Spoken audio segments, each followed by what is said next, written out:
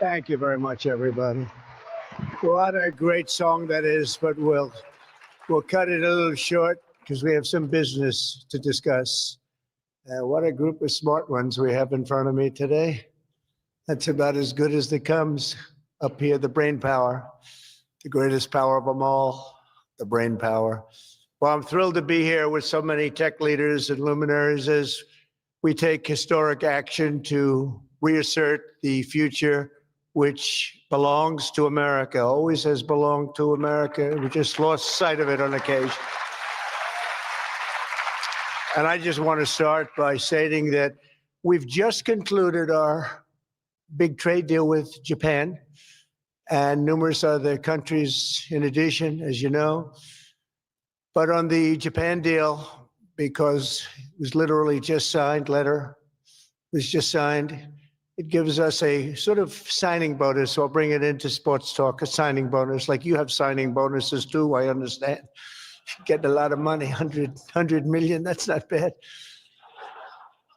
But that's not as good as the signing bonus we got. We got a $550 billion signing bonus for the country. And we had the tariff at 25%. As you know, we had a tariff at 25%. And these are great people that we negotiated with, but we agreed to reduce it to 15 based on the fact that Japan has agreed for the first time ever to open up its country to trade so that all of our American businesses and business geniuses, including many in this room, can go out and do business openly and freely in Japan, a very rich and prosperous and profitable and wonderful country, frankly. And we will pay a zero tariff as we do business in Japan. So we're paying zero, they're paying 15. We're getting $550 billion. And to be exact, it's 90% of that, but we control the whole lot of it. And it's really been great. And they're very happy, and their stock market went up, and our stock market went up, and that's supposed to be the way it is. Ours went way up, and theirs went up. And we've made numerous other deals like that. But the opening up of a country is very important to us. We have numerous countries that have opened their doors, just made some incredible transactions, but we're going to have a very, very simple tariff for some of the countries. We have so many countries, you can't negotiate deals with everyone. So we'll have a straight, simple tariff of anywhere between 15 and 50%. A couple of we have 15 because we haven't been getting along with those countries too well. So we just say, let's pay 50. And that's the way it is. But remember, we get countries that were closed, always closed. Everyone in this room would never remember any of them to be open. We've offered such a deal to the European Union where we're in serious negotiations. And if they agree to open up the union to American businesses, then we will let them pay a lower tariff. So the tariff is very important, but the opening of a country, I think, can be more important if our businesses do the job that they're supposed to be doing. Such openings are worthy of many points in tariffs, and they're a good thing, not only for, as an example, Japan or Europe, but certainly a great thing for America because it allows our businesses to go out and fairly compete and do really well if they compete properly, like the people that I know. Everyone in this room practically I know has competed very successfully. I haven't seen any, and I know the losers just like I know the winners. I tell you, I don't see any of the losers here. But now if some of the countries that pay 25% or more on autos complain, remember that Japan was willing to pay upfront the $550 billion for that privilege of negotiating with the United States of America. We also made a deal yesterday with the Philippines and Indonesia, which in both cases will be opening up their country. And we're in the process of completing our deal with China. And as you know, the UK, we made a deal. It was a very good deal for everybody. Everybody's happy. It's always nice when everybody can be happy. But mostly we'll be charging straight tariffs to most of the rest of the world because we have over 200 countries. People don't realize that's a lot of deals. Even if you're like me, a deal junkie, that's a lot of deals. That would be too much for anybody. Ooh. How did we do with this country that I never heard of? We got a lot of deals cooking, but America is taking in hundreds of billions of dollars like it never has before. Investments into our country at the highest point ever in history, and we've just really been opened up for business for 3 of the 6 months.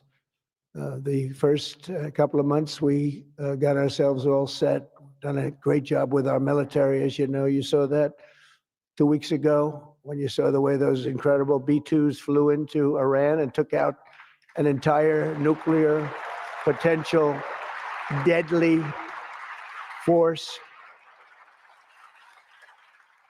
But I want to thank some of the incredible people that I see before me, including White House AI czar David Sachs. He's been great for organizing this very important summit, and especially for putting it in D.C., where it's a little bit easier. I don't know if it's easy for you, but it's a hell of a lot easier for me. Along with his colleagues at the All In podcast, which is very good. I did that podcast a year and a half ago, and I said, this is something, it was pretty new, pretty raw. Everybody I knew saw that podcast. I said, well, he's got something pretty good. Who is that guy? He's a smart guy, by the way. I think if I ever get in, which at the time people were saying I had a shot, not as good a shot as it turned out. We won in numbers that nobody believes. We won every swing state. We won by millions and millions of votes, winning the popular vote. We won with the districts, as they would call them, 2,750 to 505. And that's why the map is almost completely red, except for a couple of little blue areas on each side of it. But it was a great experience, frankly, for me. And hopefully it's a great experience and been a great experience for our country, because they're saying we had the greatest 6 months that a president has ever had, the opening 6 months. And I'm not even sure, maybe 6 months. I'm not sure it's the opening, but let's call it the opening 6 months. It sounds a little bit nicer. I want to also say hello and thank to Chamath and his wonderful wife, Nat. Thank you very much for being here. Thank you very much. It was great seeing you again. Great couple. David Friedberg and even, as we know, Jason Calacanis. I say even. Thank you, Jason. Thank you, Jason. I appreciate that. Yeah, he's a good person. Thanks as well to the Hill and Valley Forum and our future Undersecretary of State, Jacob Hellberg. Good work. Good. Stand up, Jason. Good. I met him a year and a half ago, and I was very impressed. I said, let's bring him in. We bring in a lot of smart people. And David's been unbelievable as the job he's doing. Along with Secretaries Doug Burgum, who's been incredible. Doug? Thank you. Thank you, Doug. Great job. He's producing low-cost energy. We're down to $64. I want to get it down a little bit further if we can. I don't know if the oil companies love that or not, but we want to have very inexpensive electricity so that you can power up the plants, because you need more electricity than any human beings ever in the history of the world. When I heard what you really need, I said, you got to be kidding. Double what we produce right now for everything, right? I don't know. You're going to, Jensen, you're going to have to explain that to me someday, why they need so damn much. Couldn't you do with a little bit less? My father always used to say, turn off the lights, son. But you guys are turning up the lights. I want to thank Howard Lutnick for doing a terrific job. He was involved in the big deal that we just completed with Japan. Howard, wherever you are, Howard. Where is Howard? Hi, Howard. Great job you did. Appreciate it. Really, that was an interesting negotiation, wasn't it? These are tough people. These are good negotiators, I will tell you, Japan. But they love their country and they do what's right for their country. I want to thank Chris Wright, if Chris is around. Chris is here because he's helping with the tremendous energy success that we're having. We're having tremendous energy success. We're the biggest. We have more energy than anybody else in the world. Nobody knew that until I came along, but we have more energy than anybody else in the world. We're making incredible deals on energy, including deals in Alaska. Well, we that's the mother lode. That's the big one. And we're making deals with various Asian countries that need it. And it's actually hard to believe, you don't think of it, but Asia is very close to Alaska, relatively speaking. It's not the closest, but it is pretty much the closest when it comes to oil and gas and energy. And we're making some incredible deals. And I want to thank Chris. Chris is fantastic, works in partnership really with this gentleman who's the head of all of, you've got the land and he's got the energy, right? But they formed a great partnership, Doug. So that's one of the greatest partnerships I've seen in a long time. They work hand in hand and they have done a great job. Administrators, Kelly Loeffler, I think, is here. Kelly, thank you very much. Hi, Kelly. Thank Kelly. And probably the most important man in the room, and I say it in all sincerity, more important than Doug and Chris and all that energy they're producing. He's a man that produces fast permits on the environmental impact statements. He gets them done. I said, Lee, you have 1 week for nuclear, and you have a couple of days for oil and gas, okay, for the approvals. And we kid, but you know, he really is. He's knocking them out fast. He's knocked out a lot. A lot of you guys have started your plants already, and you've already had your approvals. So where's Lee Zeldin? Is he here? He is so great. This guy, he is so great. That's why he has a slightly better seat than I gave to Doug, you see? Nah, he's doing a fantastic job in a lot of ways, but he's doing a great job, and he's getting fast permits and safe and good and everything else, but he's moving them along rapidly, already given some. And, you know, one of the most exciting things we'll talk about in a second is the fact that you're going to build your own electric producing plants when you build whatever you're building. And it's different things, including automobile factories, which are going up all over the place. You'll see them starting soon. They're moving into our country because of the tariffs, because they don't want to pay the tariffs. They're moving into our country at a record speed. But the ability to build your own electric plant, not having to rely on a 100-year-plus old grid. And then if you have electric capacity extra, you're going to sell it into the grid, make some money, but you'll sell it right back into the grid. Director of the Office of Science and Technology Policy, Michael Kratsios. Michael, thank you very much. Thank you, Michael. As well, it's supposed to be taking a vote right now. Big vote, Senator Ted Cruz. Is Senator Cruz here? Oh, look at my senator. Why aren't you voting? I think we lost David McCormick, who's voting. So is David here? Because you're supposed to be voting, Ted. I don't know. I'll tell you what, this man works hard. Ted works hard, and he works good. And a very special thanks to some of the top industry leaders here, including somebody that's amazing. I said, look, we'll break this guy up. This is before I learned the facts of life. I said, we'll break him up. They said, don't say it's very hard. I said, why? I said, what percentages of the market does he have? Sir, he has 100%. I said, who the hell is he? What's his name? His name is Jensen Huang, NVIDIA. I said, what the hell is NVIDIA? I've never heard of it before. He said, you don't want to know about it, sir. I figured we could go in and we could sort of break them up a little bit, get them a little competition. And I found out it's not easy in that business. I said, supposing we put the greatest minds together and they work hand in hand for a couple of years. He said, no, it would take at least 10 years to catch him if he ran NVIDIA totally incompetently from now on. So I said, all right, let's go on to the next one. And then I got to know Jensen, and now I see why. Jensen, will you stand up? What a job. What a job you've done. Man. Great. He's a great guy, too. Lisa Su of AMD. Lisa? Thank you. Congratulations. Great job. Sham Sanikar of Palantir. We buy a lot of things from Palantir. Where are you? Are we paying our bills? I think so. We just made a deal with the European Union where they're going to pay the United States of America 100% of the cost of all military equipment. They're going to ship it to the European Union, and then they'll distribute it, and much of it will go to Ukraine. It's been a long time since you've heard those words, because we're in for $350 billion.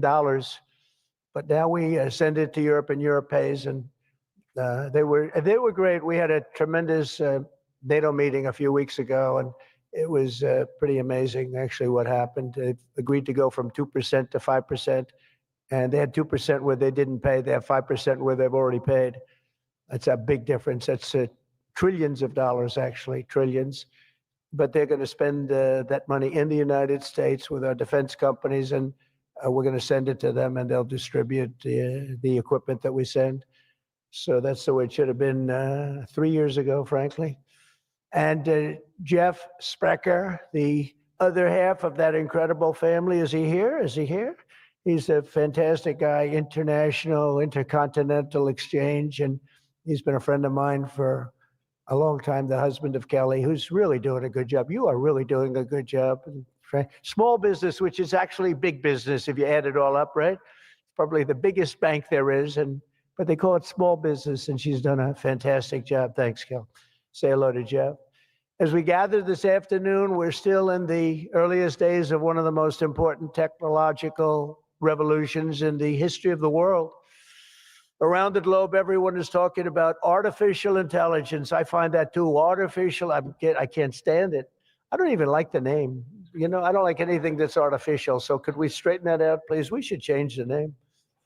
I actually mean that. I don't like the name artificial anything, because it's not artificial. It's genius. It's pure genius. And its potential to transform every type of human endeavor and domain of human knowledge, from medicine to manufacturing to warfare and national defense. Whether we like it or not, we're suddenly engaged in a fast-paced competition to build and define this groundbreaking technology that will determine so much about the future of civilization itself, because of the genius and creativity of Silicon Valley. And it is incredible genius. Without question, the most brilliant place anywhere on earth. America is the country that started the AI race. And as President of the United States, I'm here today to declare that America is going to win it. We're going to work hard. We're going to win it.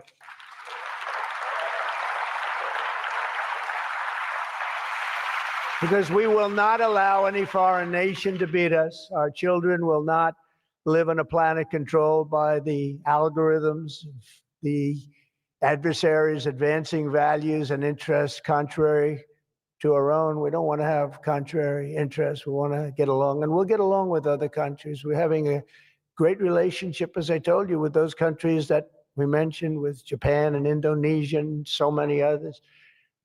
The European Union, we're getting along. We're getting along very well with China.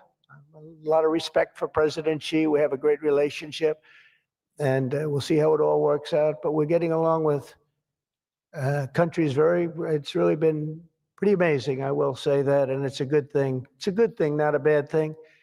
So from this day forward, it'll be a policy of the United States to do whatever it takes to lead the world in artificial intelligence. Such an important thing happening. This is really something that nobody expected. It just popped out of the air, and here we are. But we will defend our nation, our values, our future, and our freedom, and it will be really great. But what we really need to be successful is a very simple phrase called common sense, and that begins with a common sense application of artificial and intellectual property rules. It's so important. You can't be expected to have a successful AI program when every single article, book, or anything else that you've read or studied, you're supposed to pay for. Gee, I read a book, I'm supposed to pay somebody. And you know, we appreciate that, but you just can't do it because it's not doable. And if you're going to try and do that, you're not going to have a successful program. I think most of the people in the room know what I mean. When a person reads a book or an article, you've gained great knowledge. That does not mean that you're violating copyright laws or have to make deals with every content provider. And that's a big thing that you're working on right now, I know, but you just can't do it. China's not doing it. And if you're going to be beating China, and right now we're leading China very substantially in AI, very, very substantially. And nobody's seen the amount of work that's going to be bursting upon the scene. But you have to be able to play by the same set of rules. So when you have something, when you read something, and when it goes into this vast intelligence machine, we'll call it, you cannot expect to every single time say, oh, let's pay this one that much, let's pay this one. It just doesn't work that way. Of course, you can't copy or plagiarize an article, but if you read an article and learn from it, we have to allow AI to use that pool of knowledge without going through the complexity of contract negotiations, of which there would be thousands for every time we use AI. We also have to have a single federal standard, not 50 different states regulating this industry of the future. And some people would say, gee, that's an unpopular thing to say. I was told before I got up here, this is an unpopular thing because some people, they don't want that. But I want you to be successful. And you can't have one state holding you up. You can't have 3 or 4 states holding you up. You can't have a state with standards that are so high that it's going to hold you up. You have to have a federal rule and regulation. Hopefully you'll have the right guy in this position that's going to supplant the states. If you are operating under 50 different sets of state laws, the most restrictive state of all will be the one that rules. So you could have a state run by a crazy governor, a governor that hates you, a governor that's not smart, or maybe a governor that's very smart, but decides that he doesn't like the industry and he can put you out of business because you're going to have to go to that lowest common denominator. We need one common sense federal standard that supersedes all states, supersedes everybody, so you don't end up in litigation with 43 states at one time. You got to go litigation free. It's the only way. And we also have to watch Europe, Asia, and all foreign countries so that they don't make rules and regulations that likewise make it impossible for you to do business, and where you'd have to make everything in AI cater to them, because again, you'd have to cater to the toughest country or to the toughest state. You can't do that because it would ruin it. I just terminated all of the, as an example, California car emissions rules, which were a disaster. It cost them just billions of dollars as an industry, but thousands of dollars per car, the emission rule standard, because they were making the production of an automobile almost impossible and at a tremendously higher cost, much more expensive than it should cost, for very little gain, for actually, in my opinion, negative gain. The automobile was worse. Under this administration, our innovation will be unmatched and our capabilities will be unrivaled. And with the help of many of the people in this room, America's ultimate triumph will be absolutely unstoppable. We will be unstoppable as a nation. Again, we're way ahead and we want to stay that way. We can't let individual smaller units stop it, because that's the only thing that can stop it and can really mess it up. As with any such breakthrough, this technology brings the potential for bad as well as for good, for peril as well as for progress. But the daunting power of AI is it's not going to be a reason for retreat from this new frontier. On the contrary, it is the more reason we must ensure it is pioneered first and best. We have to have the best, the first pioneer. We are the best and the first pioneers, and we're going to be really putting a nation that we love, America, we're going to be putting it first. I have an expression, America first, make America great again. A lot of great expressions, but they're all so true.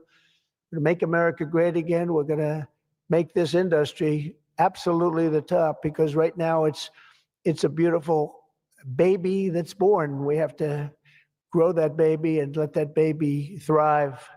We can't stop it. We can't stop it with politics. We can't stop it with foolish rules and even stupid rules. At the same time, we want to have rules, but they have to be smart. They have to be brilliant. They have to be more brilliant than even the technology itself. Surely there will be challenges on the path ahead, but together we will meet them and transcend them all. We are Americans, and we are Americans first. I have a couple of people I know that don't happen to be from here, but I wish you a lot of luck anyway. I'm looking at three people that are not Americans, but they're very good people. Please treat them nicely. But we do not shrink from the future or cower in the face of uncertainty. We dominate the future. We conquer new frontiers, and we control our own fate. And we determine, by doing that, our own destiny. Winning this competition will be a test of our capacities unlike anything since the dawn of the space age. Believe that. It's hard to believe as the president, the amount of enthusiasm for this one industry. I mean, I can talk about cars where we're doing incredibly well. We have car companies moving in all the time, but I talk about other industries. Everybody's saying this is going to dominate the world. They're going to dominate every industry that ever conceived. I don't know if that's true.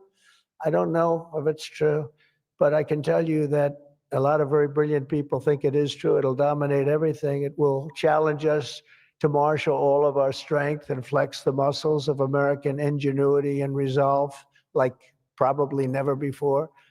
It will require us to blast through obsolete systems, cut through thickets of regulation. We got to get rid of some of the regulation, but we want good regulation and rebuild the industrial bedrock of our country.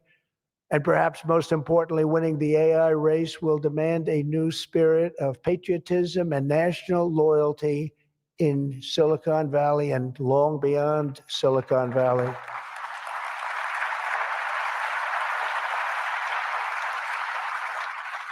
For too long, much of our tech industry pursued a radical globalism that left millions of Americans feeling distrustful and betrayed. And you know that. Everybody knows that. Everybody in this room certainly does. Many of our largest tech companies have reaped the blessings of American freedom while building their factories in China, hiring workers in India, and slashing profits in Ireland. You know that? All the while dismissing and even censoring their fellow citizens right here at home. Under President Trump, those days are over.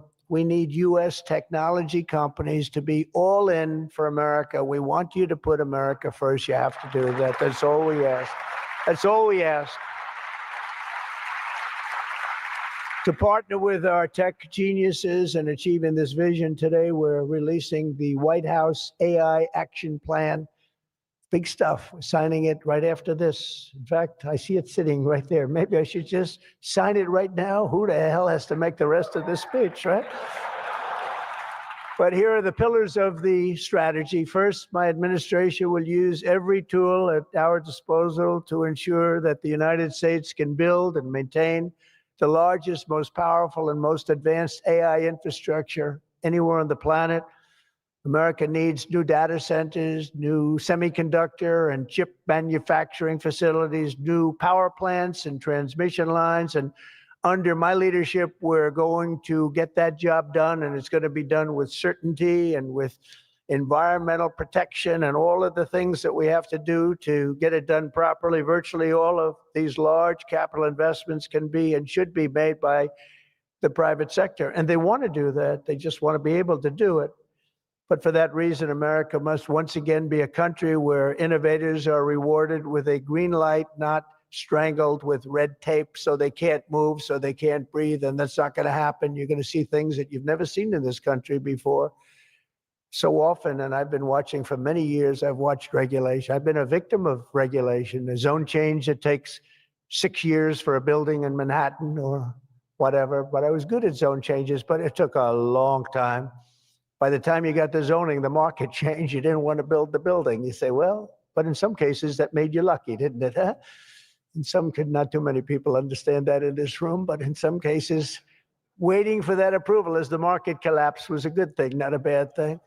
But it's time to reclaim our heritage as a nation of builders. And that's why, upon taking office, I signed a historic executive order directing that every one, and this is so important. For every new regulation, 10 old regulations must be immediately eliminated.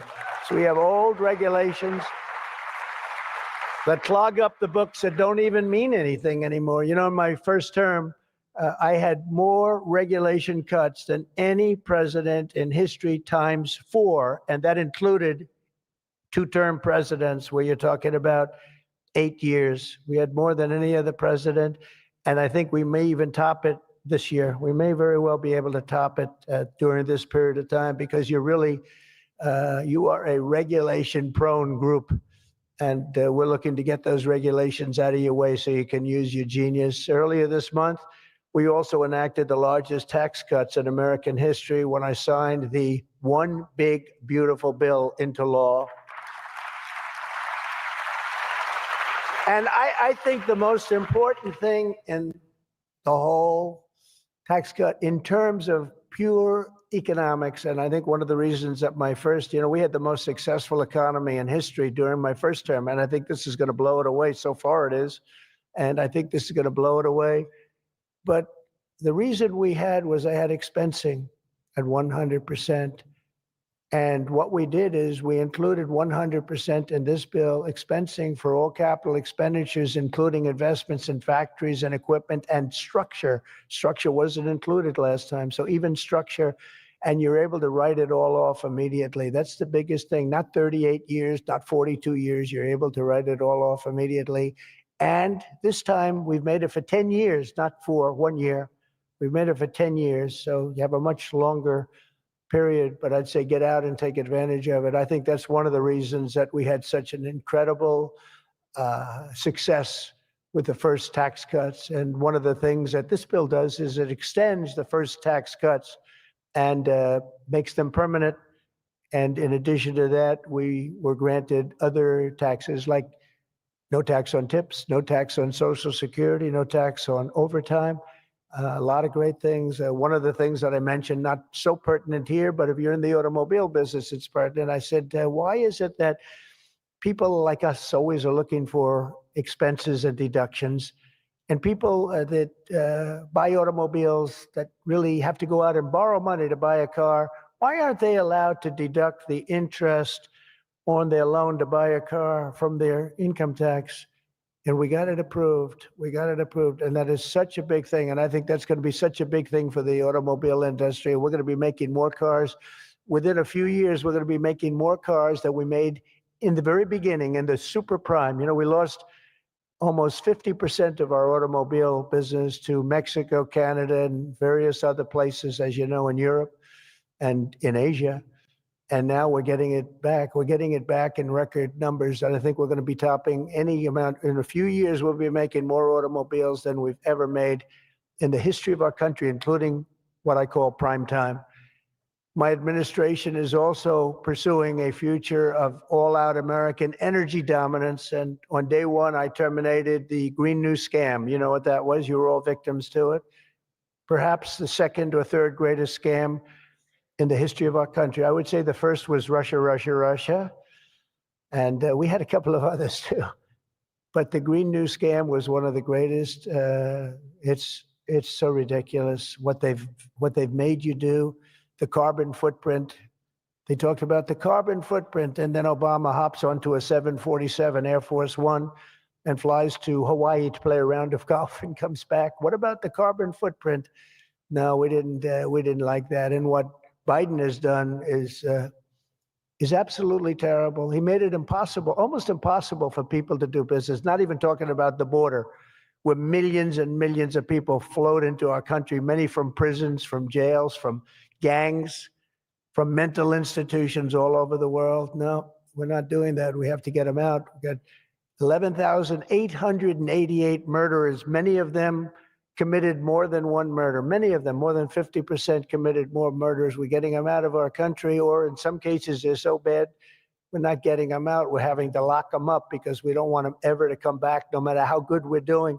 Last month, you probably read, we had 0 people enter our country illegally. And over the last number of years, you'd have hundreds of thousands, literally hundreds of thousands of people a week pour into our country, totally unvetted and unchecked. And what the hell were they thinking? What they've done to our country is so sad, and we can never forget it. But we're unleashing all forms of energy, including natural gas, oil, and clean, beautiful coal. I instructed my people, in the form of Chris and Doug in particular, you are not allowed to say the word coal without saying clean, beautiful in front of it. You can only say clean, beautiful coal. It's a little embarrassing because we had somebody making a speech the other day, right? And he mentioned the word coal about 30 times because that was the subject. And he kept going clean, beautiful. I wanted to say, okay, just take it easy. You could just got a little bit crazy, right, Doug? But it's, China's using it. They're building now 57 big power plants, all fueled by coal. And we have to compete. We have to win. And we're going to have clean, beautiful coal. But we have more coal than any. We have more anything in terms of energy than anybody, oil and gas. We also have more coal. In May, I also signed an executive order to rapidly begin construction of safe, reliable nuclear reactors. That's a big thing now. And many of you are going to be using nuclear. I had problems with nuclear. I saw some of the things, but what they've done with nuclear is like what you've done with AI and other things. It's incredible, actually. It's long-term. It's inexpensive. It's safe. What they've done is really amazing. So we opened up the industry, very strict rules, but we opened up the industry. And some of you are going to choose nuclear over oil and gas or whatever it might be. Under the last year of Biden, China added 11 times as much power generation capacity as did the United States. Can you imagine that 11 times? Under the Trump administration, we will be saying those very famous campaign words, drill, baby, drill, and build, baby, build. And we will be adding at least as much electric capacity as China. We think we're going to catch them and maybe even have something a little bit extra. They're going very rapidly, but so are we. And we'll be doing at least as much, and every company will be given the right to build their own power plant. So when you build, you can build your power plant with it. And you are essentially going to become your own utility. It's a utility to yourselves. And as I said, any excess energy you're going to sell back to the grid and make plenty of money doing it. As a result of these pro-American policies since my election, we're seeing trillions and trillions of dollars in new investments. So at this moment, we have almost $17 trillion coming into this country. There's never been a period of time like that. And that's in a period of a few months. In a few months, Meta, Amazon, Google, Microsoft are all investing $320 billion or more in data centers and AI infrastructure this year. Those companies are really, they're really going at it, and it's very smart people, very good people. I got to know a lot of them. I didn't like them so much the first term when I was running. I wouldn't say I was thrilled with them, but I've gotten to know them and like them. And I think they got to like me, but I think they got to like my policies maybe much more than me. NVIDIA has committed $500 billion over the next 4 years. Thank you, Jensen. I'm sure that'll be a good investment. If you're doing it, it's good. Thank you very much. It's a great statement. Last week, I was in Pennsylvania as 20 companies announced $92 billion with David McCormick, senator, a great guy from Pennsylvania. $92 billion in energy and data center projects, including what will soon be the largest natural gas power plant anywhere in North America. They're going to town. It's already under construction, the largest in North America by far. For decades, we had leaders who spent their time focused on building up foreign nations. Under the Trump administration, we are going to have leaders who are going to build up our nation. This colossal investment in AI infrastructure and many other industries, for that matter, such as automobiles and so many other things, will also create thousands and thousands of great paying jobs, the kind of jobs we want, including lots of blue collar jobs. And, our numbers are very good right now, but wait till you see these numbers in 2 years from now. It will mean higher wages and more opportunity for millions of energy workers, HVAC technicians, engineers, electricians, and the hardworking citizens who make our country run. These are great people that make our country actually run. To ensure America maintains the world-class infrastructure we need to win today, I will sign a sweeping executive order to fast-track federal permitting, streamline reviews, and do everything possible to expedite construction of all major AI infrastructure projects. And this will be done. You will get so good a service in so many ways, not only from Lee with the environment, but you need many other types of permits, and you're going to go so fast. You're going to say, well, wait a minute, this is too fast. I didn't expect to go this quickly. This is a problem. I may cause a problem in opposite, but including factories, data centers, and power plants of all kinds, the United States will have total industrial and technological supremacy. The second pillar of our action plan for AI dominance is to get the entire world running on the backbone of American technology. And I think that's very much happening right now. And I think it's going to happen. The last administration was obsessed with imposing restrictions on AI, including extreme restrictions on its exports. As you know, they made it very difficult to export. This alienated American partners and drove even our friends into the arms of China and other countries. That's why upon taking office, I repealed the so-called Biden diffusion rule. Can you imagine that? That crippled American AI exports, the Biden diffusion rule. I wonder who came up with that name, because he has no idea what it is. He had no idea what it was. He came up with a rule. I wonder who drew that one. I wonder, was that signed by the AutoPen, I think, because they went to him and said, we're going to do a diffusion rule. Mr. President, what? What? It's okay. The AutoPen will take care of it. It's one of the greatest scandals in the history of our country. Let me tell you, under my administration, we will maintain necessary protections for our national security, but we will never forget that the greatest threat of all is to forfeit the race and force our partners into rival technology. We're not going to do that. We're not going to do that. Okay? Not going to let that happen. That could be the end. When I traveled to the Middle East in May, every leader I met was thrilled to do business with American tech firms and with America, and they were all thrilled to meet me, believe it or not. It's hard to believe, isn't it? But they were. By the way, most powerful woman in the world is here today. Susie Wiles, stand up, please. Susie Wiles, Chief of Staff. She can take out a country with a mere phone call. No, they just voted her the most powerful woman anywhere in the world. She might be the most powerful person in the world, I think. But she's done hasn't she done a good job, though, huh? Good. But we're going to come home with trillions and trillions of dollars in deals, and that's the way it is. But the King of Saudi Arabia, met three great leaders. I went to three countries predominantly. King of Saudi Arabia said, and I can say that Qatar and UAE, the leaders, brilliant guys, great people, they said the same thing. They said, you know what? That 1 year ago, your country was dead. It was a dead country. They were looking at China. They were looking at other places, but you had a dead country. And today, Mr. President, you have the hottest country anywhere in the world. They said that, and they meant it so strongly. And when I went to NATO 2 weeks ago, where we made the deal where they pay 5% instead of 2%, they said the same exact thing. They said, boy, I tell you what a difference it is. It's a year ago, you people were dead. We didn't think you were going to make it as a country. Today, you're the hottest country in the world. They all said it. All those leaders said it, 30 of them.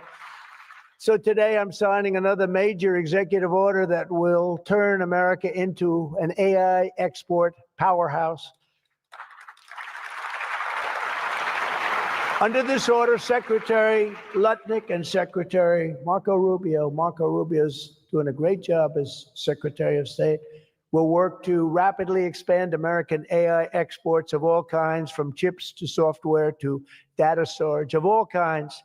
And that's very important. That's going to give you the freedom to do what you want to do.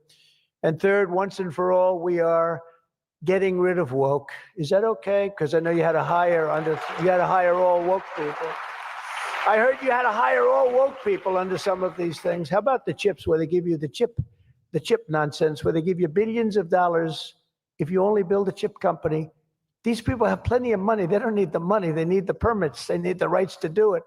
They don't want to pay tariffs, so they come and they build here. That's why they're coming here. They like, number one, they like me, but they like not having to pay tariffs even more. And they're coming. But Biden gave billions of dollars to companies that have nothing but cash. And they don't say where to build. It's just give them money. But here's the problem. They have to hire lots of woke people. And they say woke isn't for this particular industry. We've noticed that. They're not for a lot of industries, if you want to know the truth. So the guidelines were impossible. They're going to give you money, but you got to hire this and this and this and that. And I don't want to get into it too much because I don't want any controversy today. But you have to hire a lot of people that were not into this particular world that you're in. And so therefore, all the money they gave didn't mean a damn thing. One of Biden's worst executive orders established toxic diversity, equity, and inclusion ideology as a guiding principle of American AI development. So you immediately knew that was the end of your development. But the American people do not want woke Marxist lunacy in the AI models, and neither do other countries. They don't want it. They don't want anything to do with it. That's why on day one, I very proudly terminated Joe Biden's order on woke AI effective immediately. You don't have any of those crazy rules. Crazy rule. And in just a moment, I will be signing an order banning the federal government from procuring AI technology that has been infused with partisan bias or ideological agendas such as critical race theory, which is ridiculous. And from now on, the U.S. government will deal only with AI that pursues truth, fairness, and strict impartiality. We're not going to go through the craziness that we've gone through for the last 4 years. And then we skip 4, and then you go back, and it started then. But it hung around a little while. Now it's not hanging around at all. Now it's actually very uncool, as somebody told me the other day. It's so uncool to be woke. I encourage all American companies to join us in rejecting poisonous Marxism in our technology. It'll be very interesting to see what's happening in New York, because they're actually thinking about electing a communist in New York. They like to call him a socialist. He's not a socialist. He's a communist. But don't worry, you're going to be okay. He still has to get his money from the White House, and that's not going to happen until he shapes up. But as an example, we are not going to allow men to play in women's sports. That's just an example. That's one. And they say that's an 80-20 number. They say 80% would be against it. No, it's not 80-20. It's about 97-3. And I don't know who the 3 are. I've never seen anybody. I've never had a person. I've seen everybody. I'm a very open person. They come up to me and they talk to me. I've never had anybody come up, sir, you have to let men play in women's sports. I've never had it.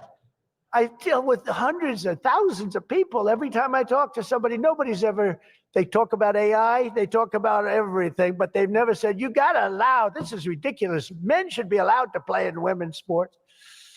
It's sort of crazy, isn't it, huh?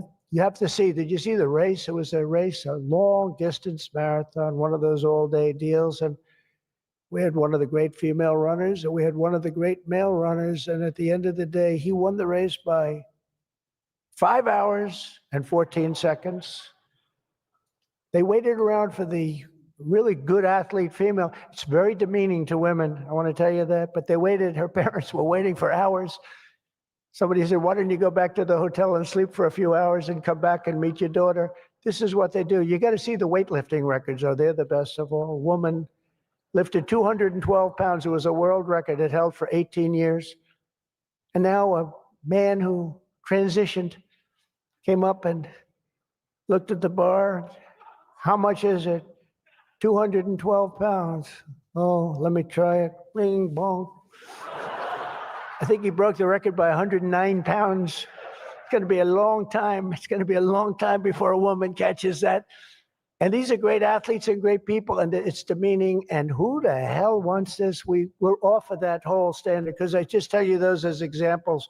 We're off of it. The reason the last administration was so eager to regulate and restrict AI was so they could limit this technology to just a few large companies, allowing them to centralize it, censor it, control it, weaponize it.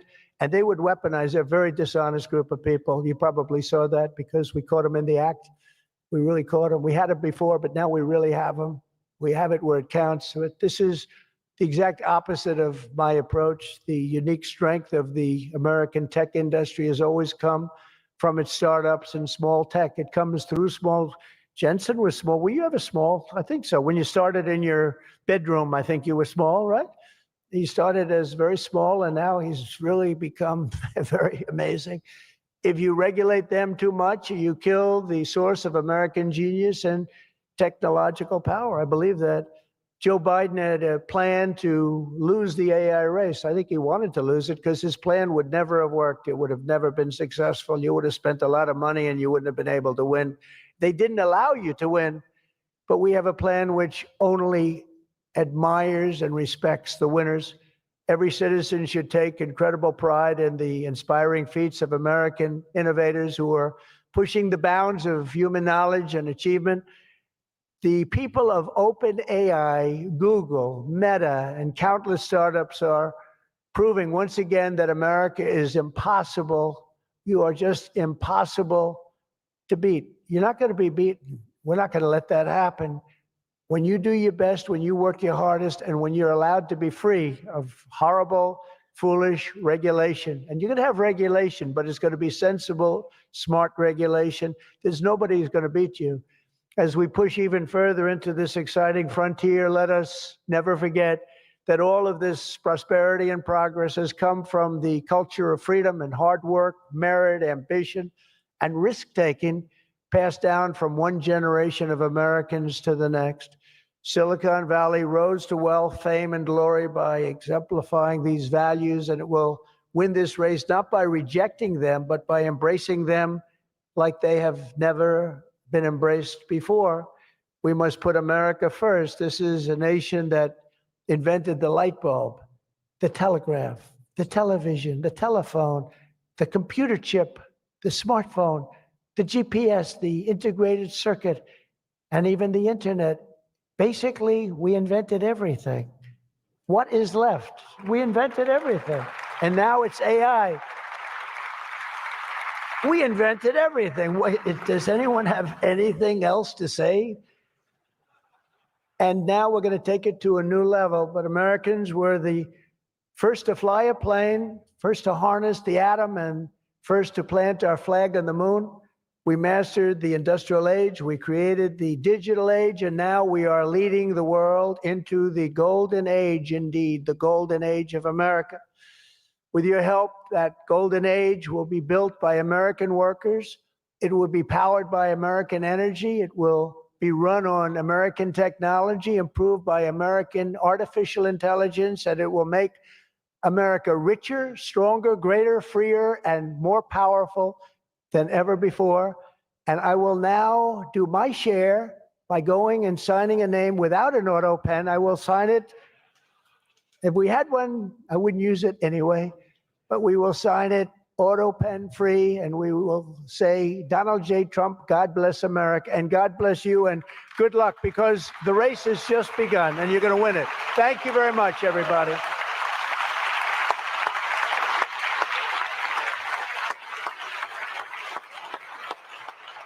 Thank you.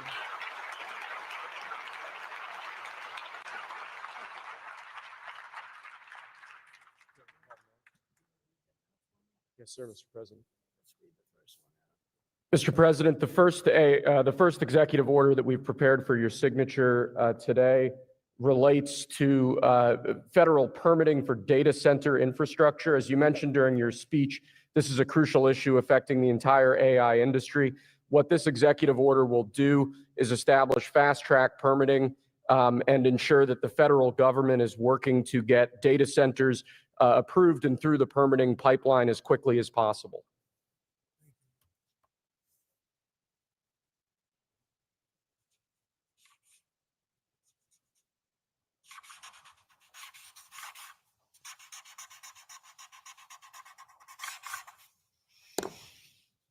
Okay.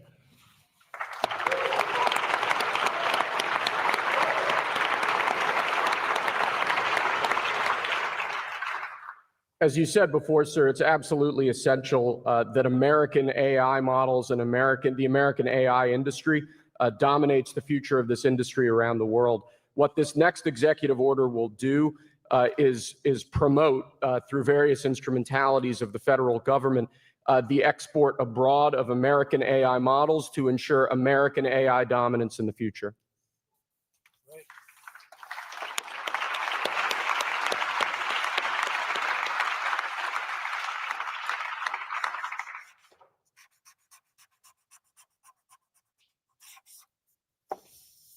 Okay.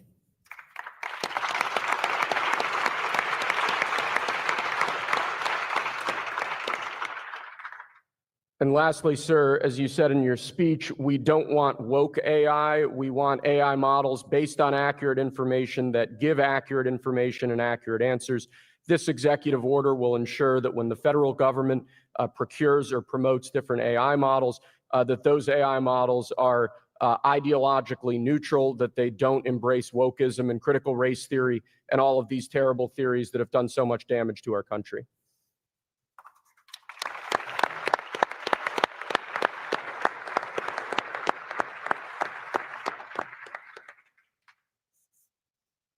Thank you very much.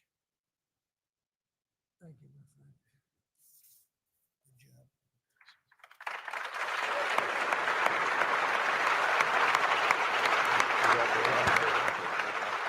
Thank you, everybody.